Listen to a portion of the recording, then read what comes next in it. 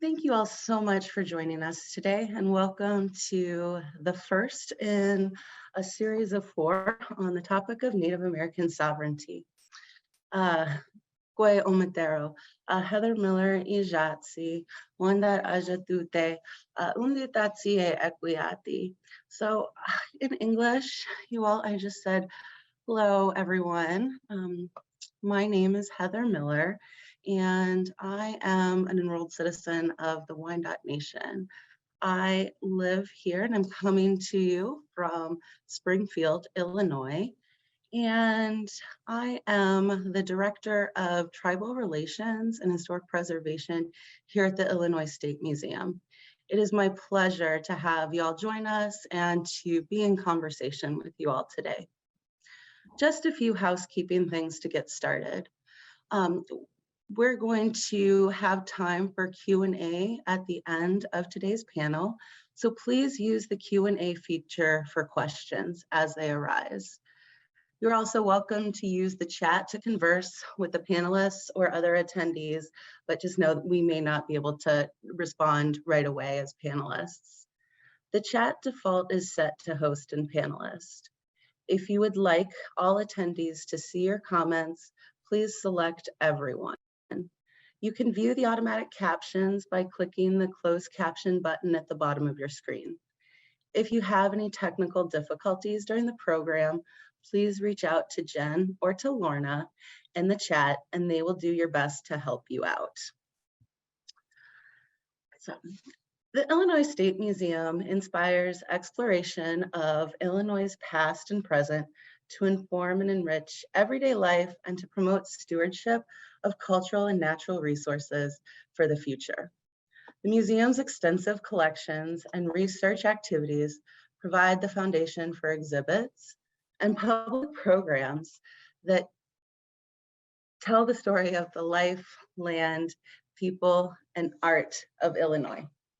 In order to best serve this mission, we have begun making changes to our exhibits and building a more decolonized framework for the museum. I would like to provide some context here as to why a focus on decolonizing the museum is important. Here in Illinois, we are a removal state. Try saying that 5 times fast. And this history shapes our contemporary reality. Illinois is one of 16 states without any federally recognized tribal nations with land in trust. Yet, this state has and always will be Indian land, with over 35 tribal nations having a specific geographical and cultural affiliation to this land. One major change that the museum has gone through is to build solid relationships and pathways for tribal participation in our collection management, as well as our exhibit design and content. We have hired our first ever Director of Tribal Relations, sorry, shameless plug for me, as a way to build and strengthen these relationships while also creating pathways for tribal nations to build stronger relationships with this place that is their original homelands and their original territory. We've got to bring these ideas back into the way that we see museums, the way that we interpret the state's history, and work in partnership with tribal nations. We know that building relationships is challenging for all parties involved. And so as a way to introduce some new ways of thinking and demonstrating this work to the public, we have put together this 4-part series designed to educate others on the topic of Native American sovereignty. We begin this conversation with a deeper dive into removal and the long-lasting impacts of this devastating policy. To help us on this deeper dive, I am honored, really honored to be in conversation with these 3 amazing women. I am joined today with Mary Smith, Chief Glenna Wallace, and Nazba Hill. Mary Smith is, and I'm gotta highlight the amazing work that is sitting together here at this table. Mary Smith is President-elect of the American Bar Association and is the first Native American woman in this role. Mary is an independent board member and a former CEO of a $6 billion national healthcare organization, the Indian Health Service. Mary currently serves as the board of PTC Therapeutics, a global pharmaceutical company, and is on the board of HAI Group, a leading member-owned insurance company for the affordable housing industry. Mary is also vice chair of the Venn Group, a national consulting firm. She has served at the highest levels of government, both at the federal and state level. She's served on the senior team of the Civil Division of the United States Department of Justice and was also general counsel at the Illinois Department of Insurance. Earlier in her career, Mary served in the White House as associate counsel to the president and associate director of policy planning. In her private sector experience, she served in a senior role at Tyco International, a $40 billion public company where she managed a $60 million budget. Mary also served as special counsel and a state trust officer at the Office of Special Deputy Receiver, a partner in the Chicago office of Schuman, Updike, and Kaufman, a women-owned firm, and an attorney at Skagit, Arps, Slate, Meagher, and Flom in Washington, D.C., where she specialized in governmental investigations and security class action. As a past ABA secretary, she was the first Native American woman to serve in one of 13 commissioners on the Commission on Women in the Profession. She's held leadership positions in both the ABA section of litigation and the ABA section of civil rights and social responsibility.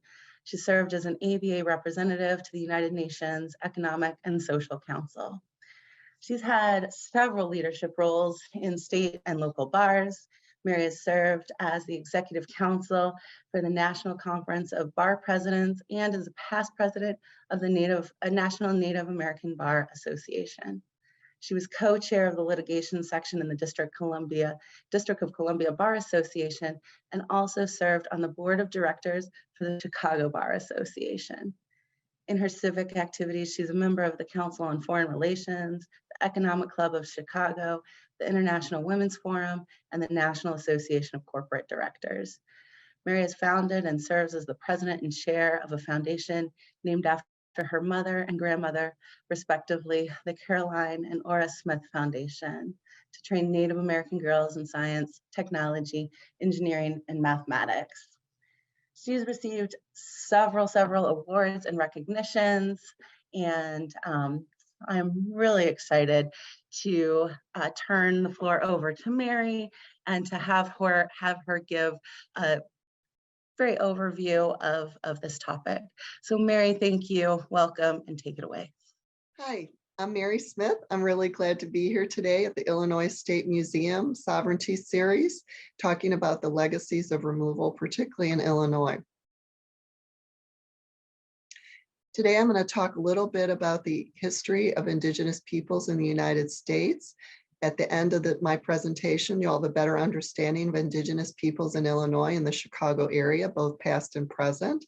And you'll have a better understanding of the unique government-to-government relationship between tribes and the federal government. I'm going to talk about my background and family history, and briefly about history of Native Americans in the United States, a very high-level overview of Indian Law 101. Don't worry, it's not going to be heavy-duty law. About little bit about Indian boarding schools, the history of Native Americans in Illinois, and where do we go from here. I do want to give a little caveat. I will be making a presentation at a very high level that will just provide an introduction to all of these topics. You can spend a year-long course learning about any of these topics and going more in depth. Today is just meant as a high-level overview. My background and family history. I am an enrolled member of the Cherokee Nation. I get my Native American heritage from my grandmother, Ora Mae Pallone, who you see on the right-hand side of the screen. She was born in a little town near the Oklahoma or Arkansas border. For those who are familiar with Oklahoma, it's Westville, Oklahoma, which was actually one of the ends of one of the tenets of the Trail of Tears, which I'll talk about later. Later in my career, I was able to work in the White House and work on Native American policy. I was very honored to do so. That's a picture of me briefing President Clinton on a Native American economic summit that we did while I was there. I mentioned that my grandmother was born in Westville, Oklahoma. She grew up in a family of 16 children, only 10 of whom lived above the age of 3 because of the lack of adequate health care. And during my time as CEO of the Indian Health Service, I was actually able to go to the land where my grandmother grew up. And there's a small cemetery on the property. We had to walk over where the cows were. But my great-great-grandfather is buried there on the left-hand side, Adam Pallone. And then there were several little unmarked stones, and those clearly were my grandmother's brothers and sisters who died as either babies or toddlers. I was honored to serve as CEO of the Indian Health Service. And while I was there, I tried to get out and talk to people. In the center top, that's me doing my best, trying to do an honor dance at the Rosebud Sioux Reservation in South Dakota. I also visited our hospitals. The Indian Health Service at the time was a system of 26 hospitals and over 50 clinics. Provides, and still today, provides healthcare to over 2 million Native Americans around the country. History of Native Americans in the United States.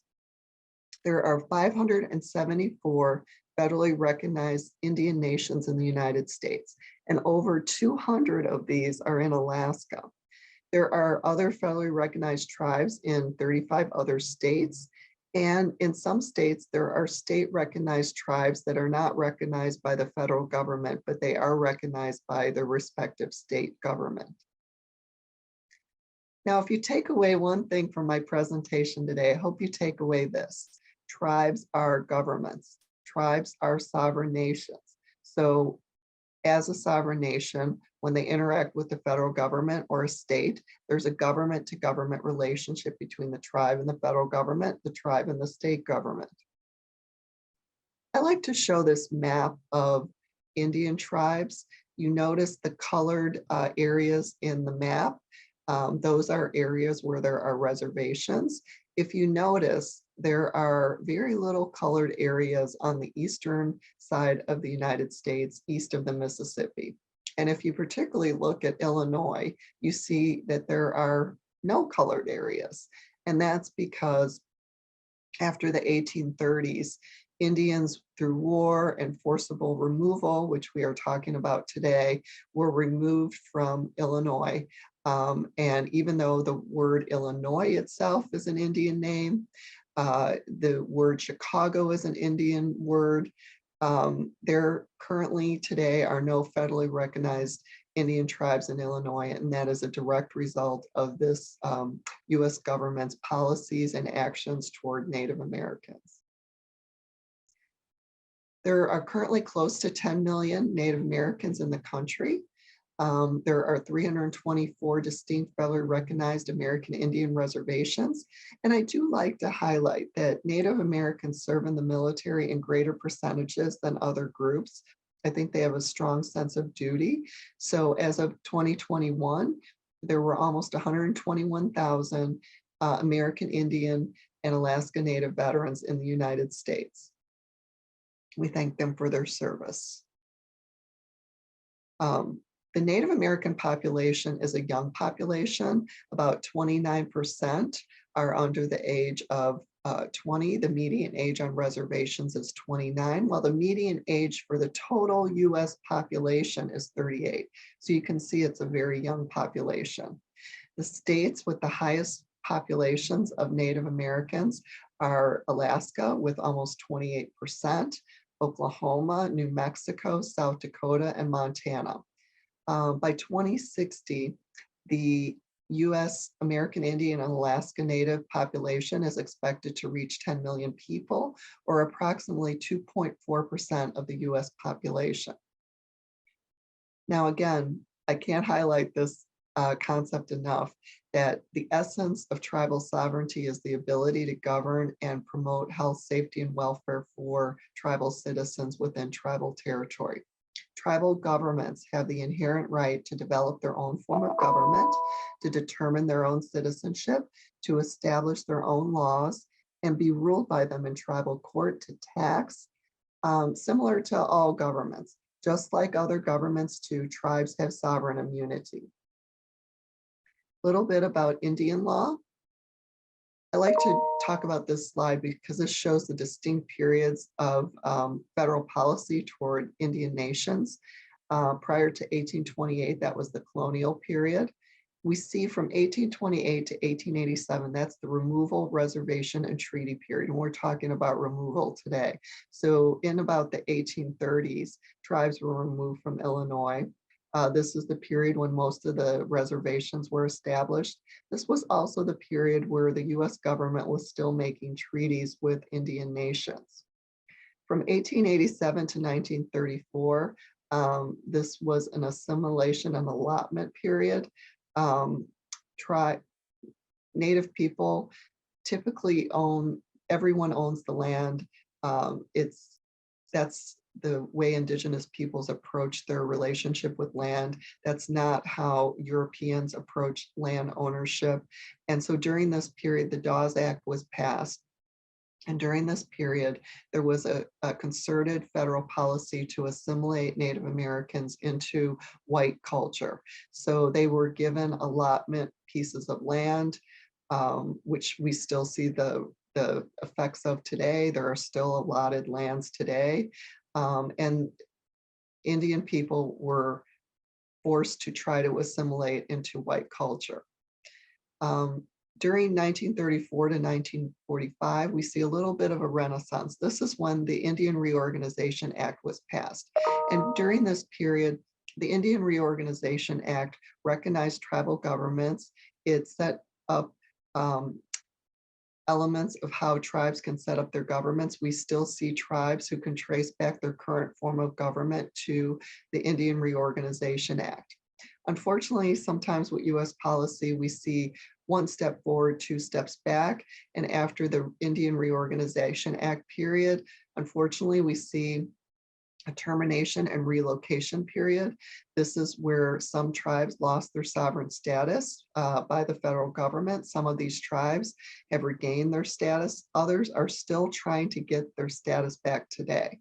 And this is a period where Indians were relocated from their homelands to urban areas like Chicago with the promise of better jobs, which I'll talk about more later. And finally, currently, we're luckily in the self-determination period where we recognize the sovereignty of tribes and their right of self-determination. I like to show this quote from a former president of the National Congress of American Indian, Jefferson Keel. He said, "We were a people before, quote, we the people, before the US Constitution." And in fact, Indian tribes are mentioned in the US Constitution in Article 1, Section 8. That provision provides the Congress shall have the power to regulate commerce with foreign nations and among the several states and with Indian tribes. So you see that Indian tribes are on equal footing with state governments and foreign nations. The essence of Indian law, the foundation of Indian law, can trace back to the Cherokee cases by the first Justice Marshall, Justice John Marshall. This were cases that arose out of the federal government forcing Cherokees from their homelands in Georgia and moving them westward. So a series of cases arose, and Justice Marshall said, although tribes are not foreign nations, they are domestic dependent nations. And the Cherokee Nation then is a distinct community occupying its own territory with boundaries accurately described in which the laws of Georgia can have no effect. And this is still really the basis and foundation of Indian law today. I mentioned the Dawes Act. What happened is individual Indians or several family members might own a parcel of land. For instance, my grandmother owned land with her father and one of her brothers. And you can imagine if that land stays in the family, each subsequent generation, more and more people are owning that parcel of land. So today you see maybe 1 acre of land in places where hundreds of people own 1 acre of land. You can imagine the administrative burden to recognize that ownership. And I mentioned the Relocation Act of 1956. This is where the US government actively worked to get American Indians to leave reservations and to assimilate them further into urban areas. Native Americans were drawn under the pretense of better jobs and better living conditions, which were just that, pretenses. You can see an example of a brochure that shows Chicagoland Indians get good jobs. That's for a family in Waukegan. And actually most of the American Indians in Chicago today, a lot of them either themselves, the older people, or their relatives came during the 1950s in Chicago. So between 1830 and the 1950s, there was not a large Native American population, but because of this Relocation Act, there's about 75,000 Native Americans in the Chicago area today. There was a peace policy, which was to address the quote unquote Indian problem, which I'll talk more about later. And I did mention the Trail of Tears, which my family was a part of. That's where Indians were forced to march away from their homelands westward. I found this from James Scott, who died around 1944 at about 110 years of age. And he recounted his experience as a child in the Trail of Tears. He said, "The whites round us up like cattle, can put shackles on the strong men. There was a silent cry, no words, so devastating, silent prayers. Gun butts were hitting mouths. That morning, cold winds blew like Judgment Day." And he said, after our walk, there were no babies left because Indians were forced to march in extreme weather, extreme cold, and without food, without water. It was a horrific experience. Standing Bear case is a landmark 1879 case that first recognized Native Americans as human beings. The Ponca chief, Standing Bear, he stood before the court and he said, "This hand is not the color of yours, but if I pierce it, I shall feel pain. If you pierce your hand, you also feel pain. The blood that will flow from mine will be the same color as yours. I am man, the same God made us both." And this case is very seminal as it's the first case that recognizes Native Americans as human beings. I mentioned the Indian boarding schools, and there was a policy to remove Indian children to further assimilate them into white culture. There were more than 350 boarding schools, often church run across the United States in the 19th and 20th century. Native children were forcibly abducted, removed from their families, beaten, and the stated purpose was to assimilate them into white culture. So these schools were often run by the church, and the stated purpose of this policy was to kill the Indian, save the man. So to remove all vestiges of indigenous culture from the children and assimilate them into white culture. Currently, I'm proud to say that for the first time in the history of our country, there's a Native American cabinet secretary in the federal government, Secretary of the Interior, Deb Haaland. As one of her initiatives is she has a boarding school initiative, which she started in June 2021.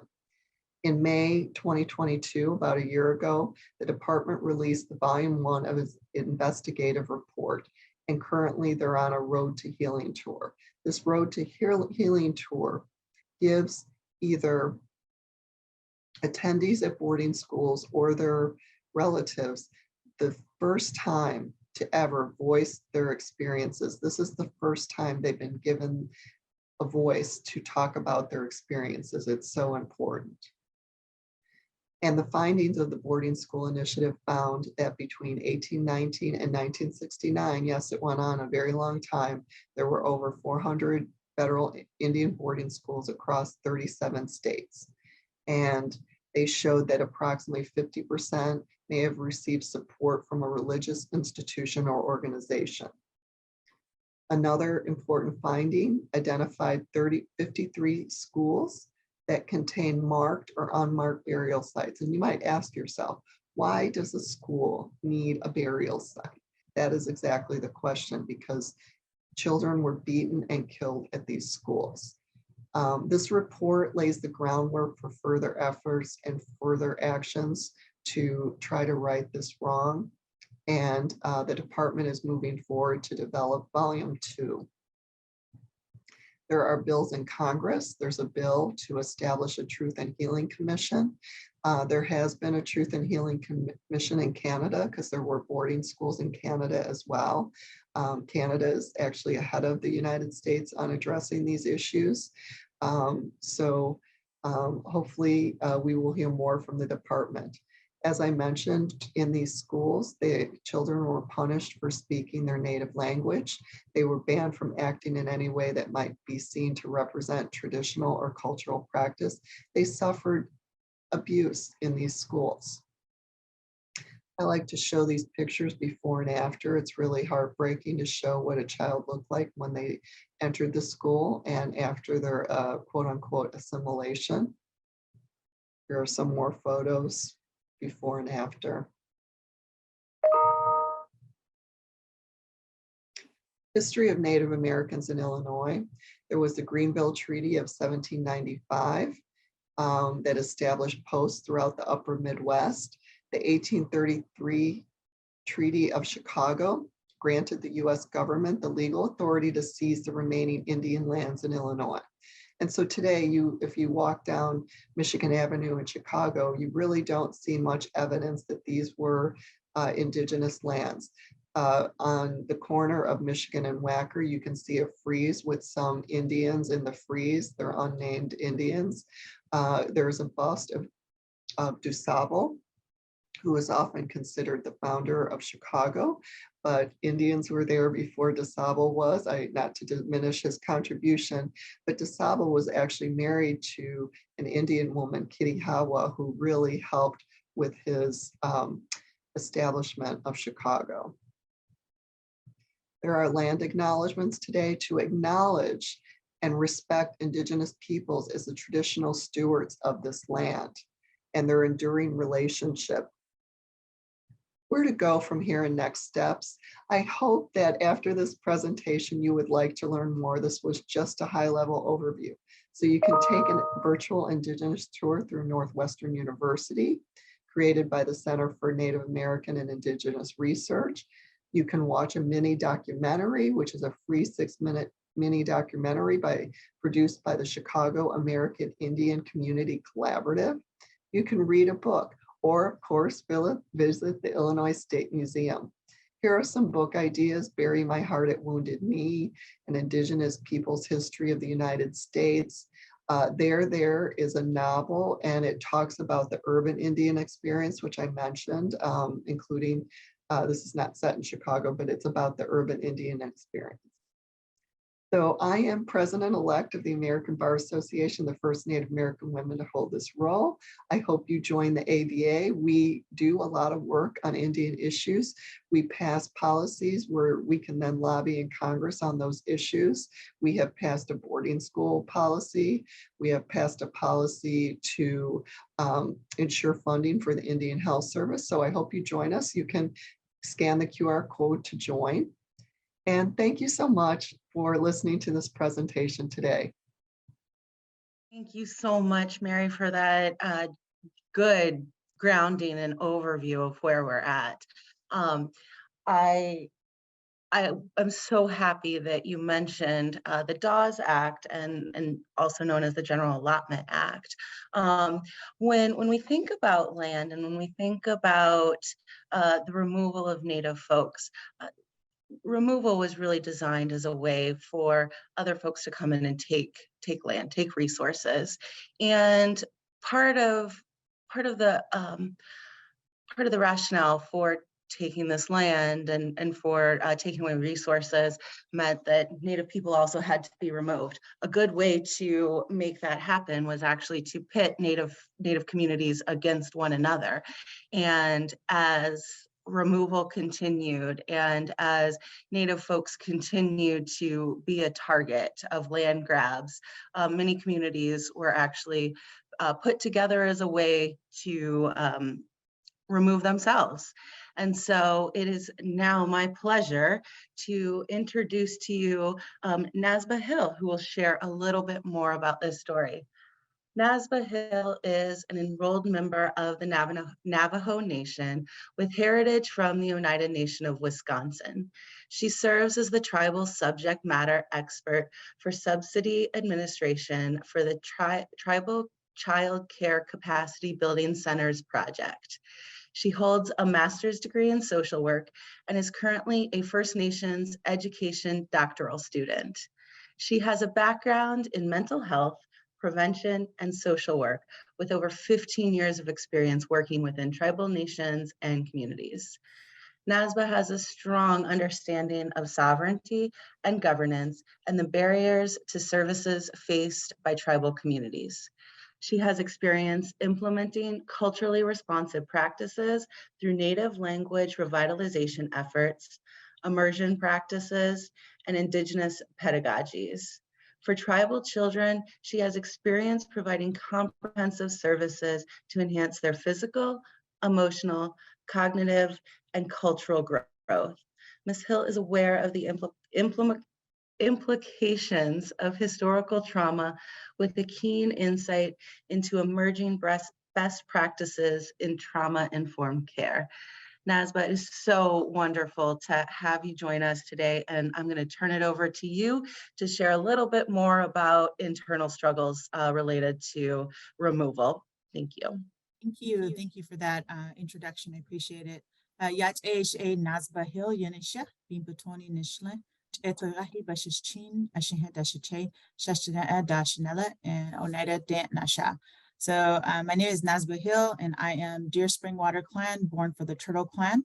My maternal grandfather's clan is Salt, and my paternal grandfather's clan is Bear. I come from the Navajo and Oneida Nations. I currently reside on the ancestral homelands of the Ho-Chunk and Menominee Nations, and I'm very honored to be part of this panel and to be here with you all this afternoon.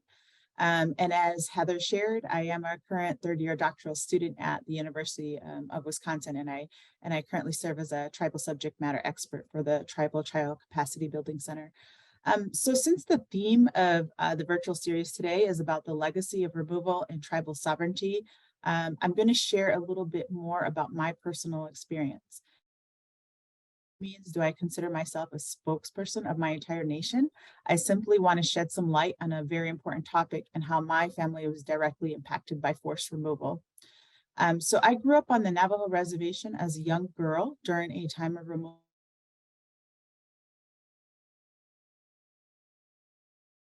Act of 1974, which is a law that created a boundary between two federally recognized tribes. This law forced thousands of Navajo people, including my grandparents, to move to the confines of their established reservation. And so because of this law, it caused many families extensive social, economic, and cultural disruption and hardship. And so when I think back about when this was happening, I specifically recall, the harassment and the terror my family experienced as a result of resisting relocation. Sometimes we would return home from town to find our windows broken. There was another law passed called the Bennett-Freeze Act, and under this act, development of any kind was not allowed, which would include my grandparents being able to replace their windows that were broken. And so under the enactment of the Bennett-Freeze Act, making home repairs, building new houses, and constructing water lines or even paving roads was illegal. And so I remember our windows were covered with like a thick plastic type of material, to keep the cold out. And, as a 5-year-old girl, I just figured, we probably didn't have the money to replace the windows. And I was not aware that this was part of the harassment that my grandparents were dealing with, because they did their best to shield us, young children, from what was happening. Many Navajo people dealt with different levels of harassment, including their livestock being killed or impounded, or their animal corrals being like caught on fire. And there was a lot of scare tactics that happened. Sometimes these jets and helicopters would fly very low over our home, and we would hear this like loud sonic boom that would happen. And when it happened, it would shake up our house, and our animals, they would take off running. And we could never predict when these planes would come. And I just remember how scary it was when it happened.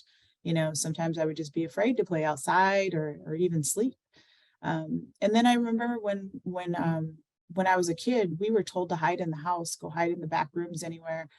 Whenever rangers or police officers would show up to inspect our houses to make sure that repairs were not happening, or count the number of animals that we had.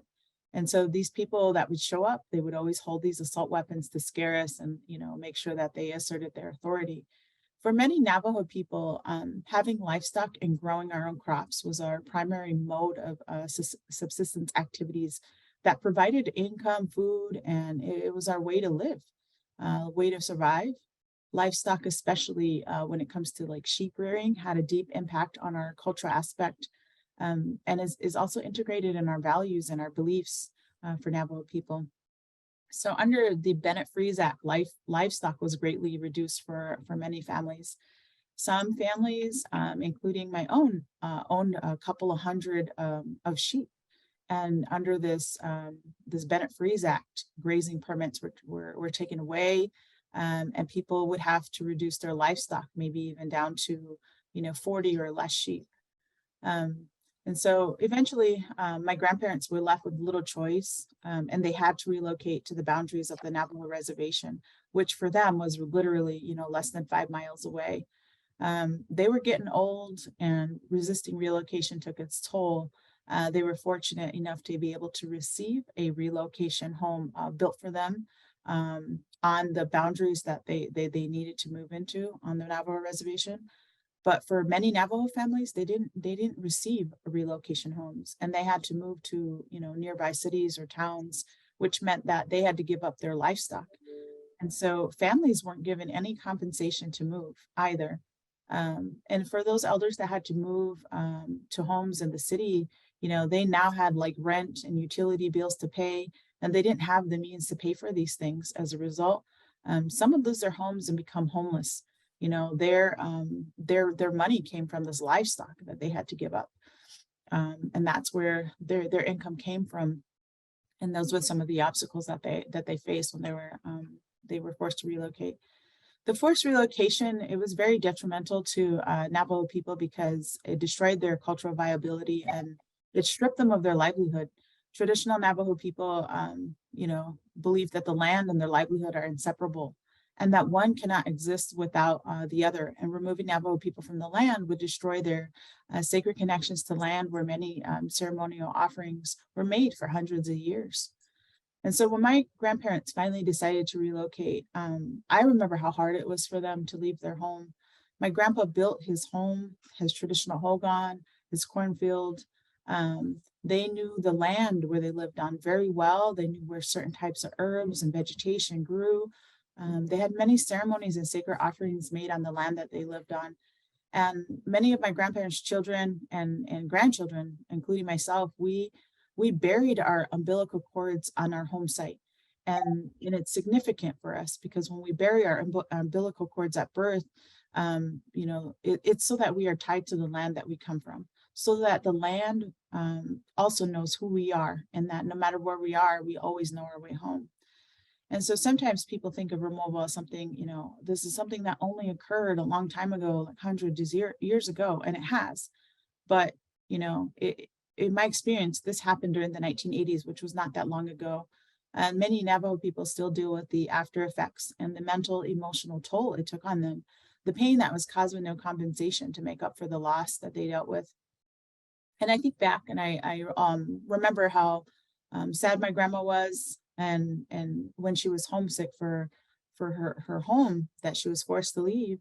This was the the place that she raised her children. And it took many years to establish this home site. And so after, she moved to her new home, we'd always have to take her back to the old home site whenever she felt homesick, and just to visit, that land. She had the special connection there, and we all did. And I remember she would always sit outside of her new house, and she would always look in the direction of her own old home site. She was longing for her old home. She missed it. And I imagine that experience to be similar for others who went through relocation. So as elders, my grandparents, they had to start all over again and rebuild everything they had established at their own home site. The psychological impact of uprooting everything that took years for them to establish and start over was extremely hard. Many Navajo families experienced deep grief that led to depression and a lot of other physical health problems. Social isolation and disconnection from communities happened for those families that relocated to cities. And there was a loss of kinship and living with close families, loss of language. So for those who now lived in a city where they didn't have anybody else to speak their native language to, that language was lost, wasn't passed on. My mother and her siblings, they were also part of the boarding school era. And so they were taken from my grandparents around the age of 5 and placed in these boarding schools that were very far away from their homes. And so, the removal of the land, my grandparents dealt with the removal of the land. It also reactivated the PTSD my grandparents experienced when their children were taken away.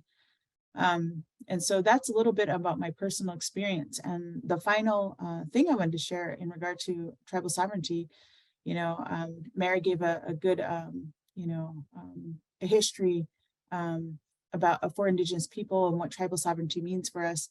And like she shared, there are over 500 Indigenous tribal nations in the United States, each distinct in culture, language, beliefs, and the way that we govern ourselves. Each tribe has a unique vision of what sovereignty means for their own communities. Each tribal nation's vision of sovereignty is derived from their traditional knowledge, comprising of spiritual ways, culture, and language. And it's interwoven with our relationships with our land, the water, animal, and plant life. And the symbiotic connection that Indigenous people have with all living entities is derived from the knowledge from our cosmos and our relationships. They're based on respect, reciprocity, responsibility, self-determination, and freedom. And so for Indigenous people, our homes extend beyond a structural dwelling. Our home is our connection to our land. And we should be able to live freely and in peace on our original homelands. And because of this deep meaning and connection that we have, this is the reason that we are always going to fight and advocate for the protection of our environment, our resources, our traditional lands, wildlife, and water. And so I share this much with you all to know that removal and the impacts are still very much something we are dealing with today. And so I just want to thank you for your time, and I am going to pass it back to Heather. So thank you. Yeah. Nazba, thank you so much for those words and for your experience and for sharing with us today. As you all heard just so eloquently, this is still a very important topic for Native folks in a contemporary context. It truly shapes every aspect of our life in so many different ways. We heard from Mary, and we also heard from Nazba about these pieces of removal. Mary called her removal time, and she named it as the Trail of Tears. For I think just about every Native nation, we also have stories of removal. We have our own Trail of Tears to speak of. And many of us as tribal citizens are really trying to relearn more about that removal and learn about that whole process as a way to be more engaged with government and to find ways to express our sovereign status. It's important that states like Illinois begin to establish relationships on a government to government level with our tribal nations who have been removed. It is my pleasure now to introduce and to invite Chief Glenna Wallace to present and to speak to you today. I have had the privilege of joining Chief Glenna in her removal journey. She and I spent some time this summer going through the Eastern Shawnee removal journey, and we experienced that together. It was a remarkable opportunity just to firsthand see these places that are so impactful to both our collective tribal history. Chief Glenna Wallace, or Chief Glenna J. Wallace, I need to recognize that J in recognition of her amazing family background, was first elected chief of the Eastern Shawnee tribe in 2006. She was born in Ottawa County, Oklahoma, and has lived within 15 miles of her birthplace her entire life, except for 3 years when at a young age, she and her family were migrant workers on the West Coast, moving from town to town, field to field, patch to patch, school to school. These formative years impacted her greatly, teaching her to set goals, develop a work ethic, accept accountability, be optimistic, and treat each person with dignity. For 38 and a half years, she served as instructor, department chair, division chair, director of travel, and interim academic dean at Crowder College in Neosho, Missouri, where she estimates she taught about 25,000 students, a dedicated community servant. She served on countless committees and boards, and she's been honored with numerous awards. She has, during her time as chief, she has a very dedicated business committee and committed employees. The tribe has seen the addition of 9 duplexes for elders, the completion of 11 new tribal buildings, 2 casinos, road construction, a host of grants funded, new programs initiated, including a Shawnee language program, and land holdings growing from approximately 400 acres to more than 2,500. Progress has been evident in the homelands of Ohio.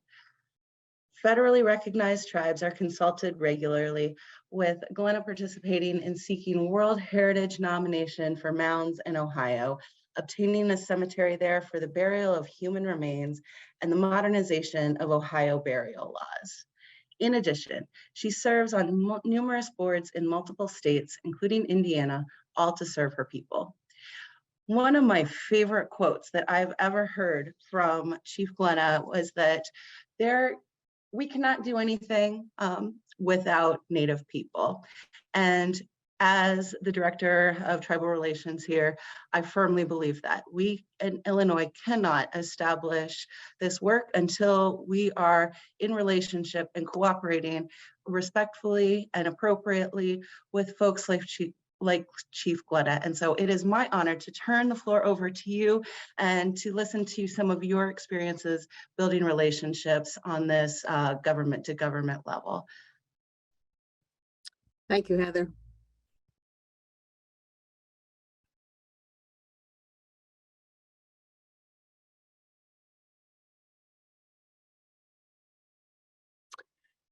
You can see that my black background is blurred, and that is deliberate.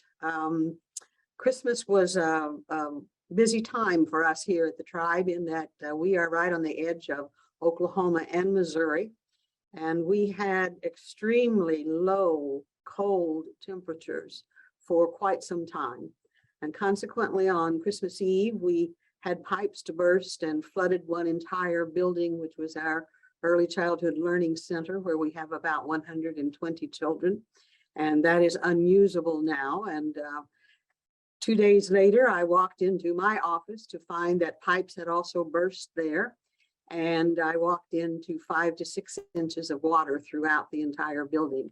So that building is where my office ordinarily is, and so I am definitely sitting in an area that is filled with boxes and packed things and everything else behind me. So we have deliberately blurred the background, and you should be thankful that they have blurred the background indeed.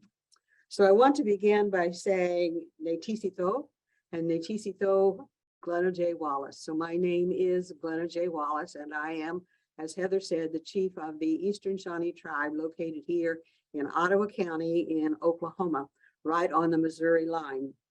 Mary gave an excellent background and overview of Native American history, culture, teachings, and like Nazba, I'm going to focus upon legacies of removal and the early part of my tribe, and then in later sections, we'll go beyond that. So I want to start by saying that today there are three federally recognized Shawnee tribes. All three of them are located in the state of Oklahoma. So we have the absentee Shawnee tribe, which is located down near the University of Oklahoma at Norman, or a little place called Little Axe. We have the Shawnee tribe that was recognized in the year 2000 because they had been part under the umbrella of the Cherokees, and they are located at Miami, Oklahoma, which is about 20 miles from where I am located, and we are the Eastern Shawnee tribe. All of our names were given to us by the government. We did not get to choose our own names. The absentee Shawnee tribe, they are called absentee because there was a treaty signed after the Civil War.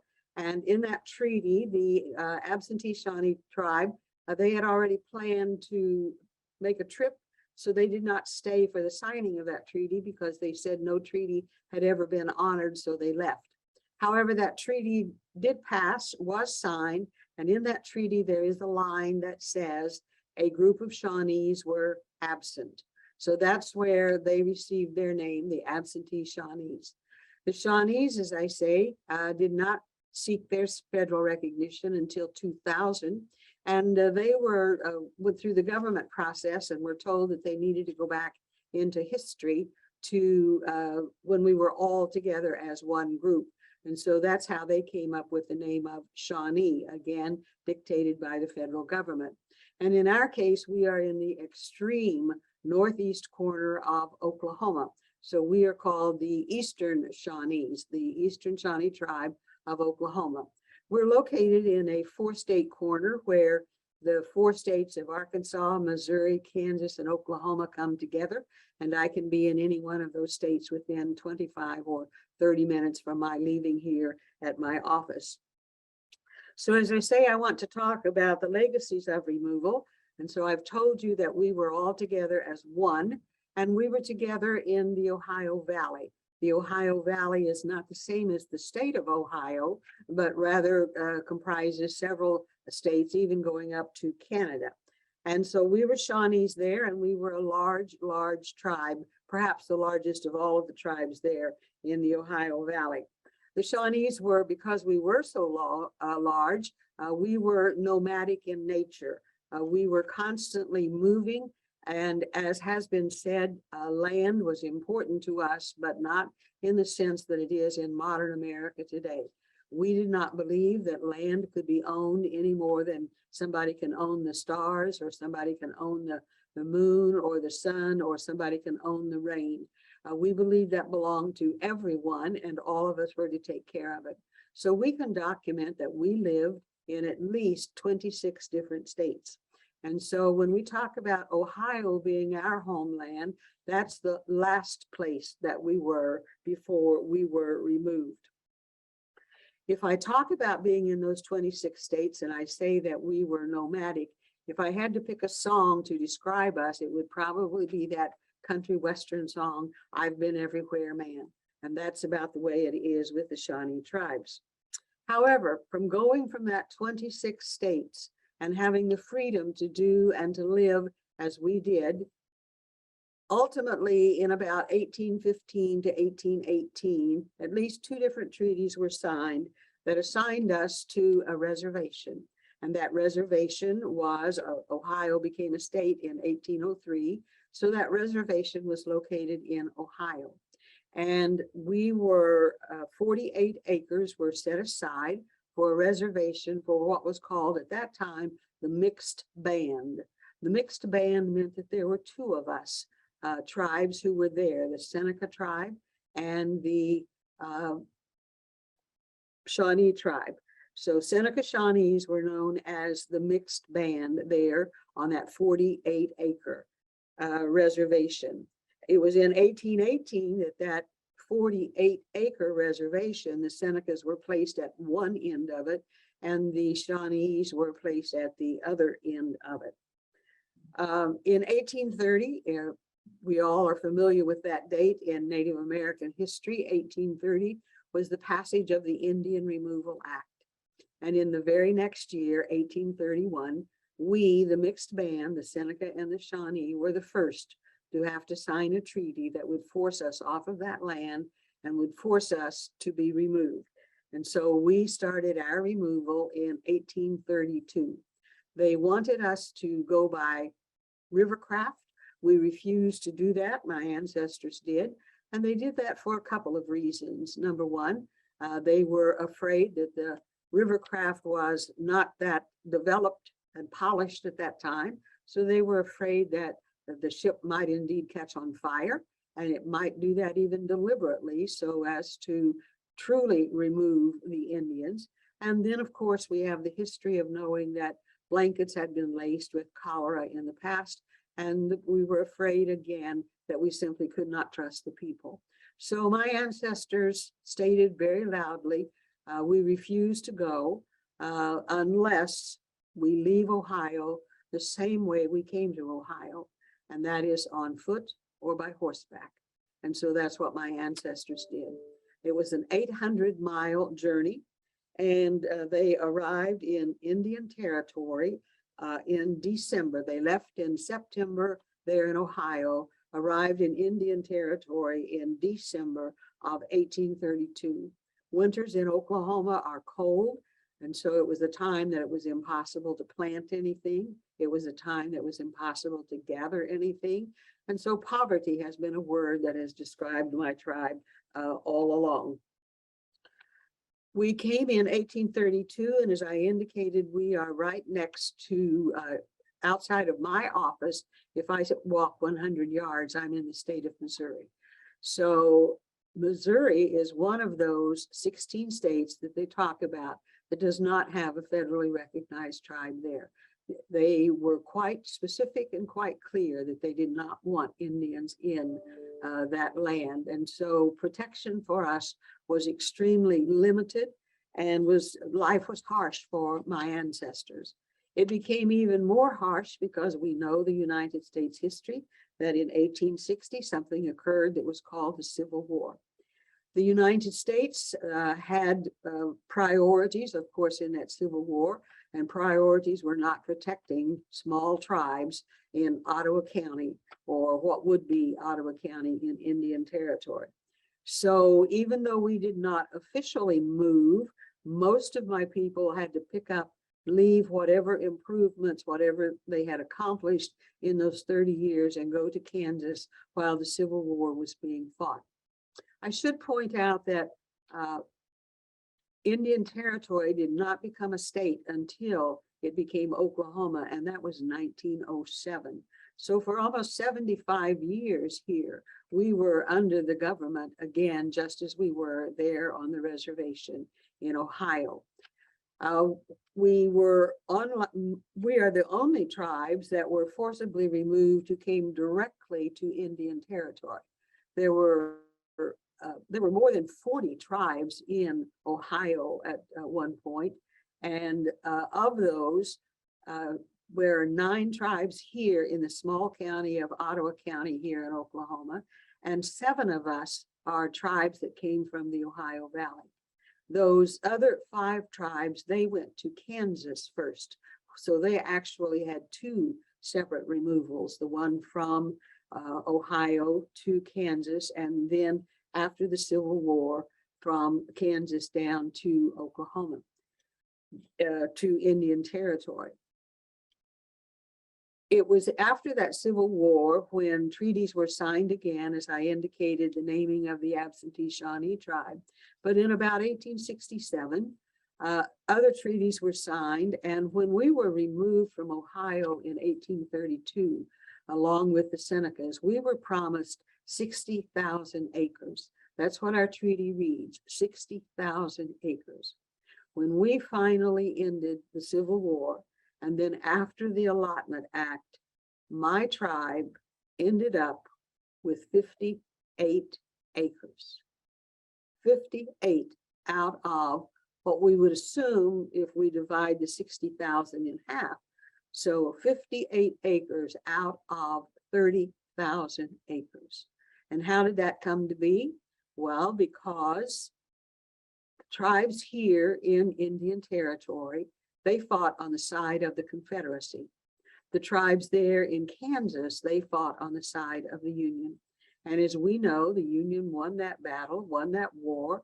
And so it was almost a punishment to the tribes that supported the Confederacy, that we were forced to, yes, we sold, yes, we received some money. It was pennies on a dollar. And the other tribes that are here came as a result of that Civil War. Then in 1907, it finally became the state of Oklahoma. Just before that 1907, as Mary indicated, we had the Allotment Act. And the Allotment Act was in the late 1800s and ending just after 1900. By that time, our tribal members had been reduced to only 69 people. So 69 families at the very most is what received allotment land. The rest of the land that had been promised to us, the federal government took. So that is how we ended up with 58.19 acres. Now, I could talk about a lot of things, but I think our time is short. And I just want to emphasize that I'm trying to say the legacies of removal and how did that impact us. Just as you make decisions today and I make decisions today, and we hope, we pray, we want to make the best decisions possible. But our forefathers, my ancestors, my grandmother, my grandfather, my Native American heritage is on my grandmother's side. Unfortunately, my grandmother died when she was 29 years of age, and my mother was only 7 years of age. And unfortunately, my mother learned very little about her Native American heritage. And in fact, when they were removed here to what became Ottawa County, my grandparents made the deliberate decision that they thought they were doing best for their children. They thought they were doing best for their tribe. They thought they were doing best for the future of all of their grandchildren and the Eastern Shawnees who would come after that. That it was, the past was to be the past, and we were now in a new land. And so they deliberately did not teach the language. They deliberately did not carry it forth. They deliberately, I wouldn't say deliberately when you're only 69 people, but they did not have enough people to carry forth the ceremonies that would have been the religious ceremonies. So today, what's our legacy? We are trying to regain some of our language, but we do not have any fluent speakers in our tribe today. We do have language classes. We do have some who have limited ability and who are gaining fluency, but we're a long way from that. We do not have any ceremonies. We are one of those tribes that because we were so small in number, we do not have active participation in clans. We were definitely, Mary also used the term assimilation. We were assimilated. So we're not saying that we lost our culture, but we're saying that it became dormant for a great deal of time. So even though I knew from the early days of being a child that I was Eastern Shawnee, that did not mean anything more to me or have any more consequences as saying I am a female, as saying I have green eyes, or saying I have brown hair. We did not live as Native Americans. We lived with our relatives, with our fellow tribal members, but we were all assimilated. We spoke the English language. We were not raised on what we call traditional food. We did not participate in traditional practices. We did have an Indian boarding school right in our neighborhood. I certainly never went there. My mother never went there, but many of the, what would be my grandparents' age, they did go to the Indian boarding school. But ours is deliberate absence from participating in Native American aspects because our grandparents, our great grandparents truly believed that they were doing what is best for us. So even though many of our tribal members at that time did receive allotments, because they did not value land, they did not attach the meaning to land that other people do, within just a short time, within 10, 15 years, at least 80% of the people had already sold their land and did not have anything to show for that. So it has been a struggle. I can't say that I have ever been deliberately discriminated against because there are 9 tribes in this small county. This small county has only a few people, over 30,000 people in the entire county. So we have always been accepted, but not as participating in Native American activities. That has been changing in the last 50 years or so. We are working hard to try to regain what has been our legacy of removal. And so we've had to do that right here where we live. We haven't had the opportunity until the last 15 years to even think about our homelands. And so much of my experiences that I talk about as being a chief would be the efforts that we have made to return to our homeland and to try to keep the heritage, the memory of our great grandparents who lived and died there in Ohio. So I'm going to turn that back to you, Heather, because I think we are about out of time. Well, Tijame, everybody, that's thank you in Wyandotte. And thank you so much to all of our panelists. Thank you all to our participants. I know that I have learned even a little bit more about removal and its impacts from this conversation. I so appreciate the stories that you all shared and the time that you all spent with us today. As I mentioned, this is the first in a series of 4 on understanding more about Native sovereignty, produced by the Illinois State Museum. We are going to let folks know via email when the second panel presentation will be available. We will also let folks know when this recording is available. We do apologize for the technical difficulties with the slides, and we will make sure that we get that information out to attendees as best as possible. This recording will be available up on our YouTube page, so anyone is welcome to use this recording in the future for classes or to share with their friends or families, just to help you share this information with other folks. I have a few more housekeeping items for you all. We also are making lots of changes here at the Illinois State Museum. So in addition to this series of presentations, we will be producing a brand new exhibit on Illinois Indigenous history and sharing that with folks. We're also looking to provide additional educational materials out to the public in regards to Native history. And so those things will continue to be presented through the Illinois State Museum as we strengthen our relationships with our tribal communities. Thank you all for attending today's program, and we hope to see you at future events. Again, thank you once again to our panelists. Thank you all for attending, and I look forward to seeing you again in the future.